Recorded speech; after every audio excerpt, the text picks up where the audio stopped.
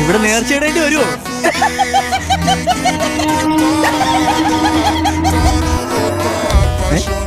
ഇതെന്താ വീടിനകത്ത് പശുത്തൊഴുത്ത്? ഗോക്കൾ ഞങ്ങൾക്ക് ദൈവത്തെ പോലെയാ. ഗോപരിചരണം ഇവിടുത്തെ ആചാരമാണ്. പക്ഷെ ഒരൊറ്റ വ്യത്യാസം മാത്രമേ ഉള്ളൂ, എവര് തുണി കൊടുക്കും, കന്നുകാലികൾ തുണി കൊടുക്കൂല.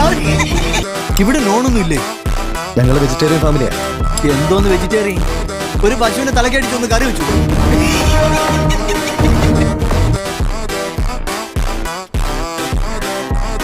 ഇതെന്തോന്ന്? ചീരച്ചട്നി.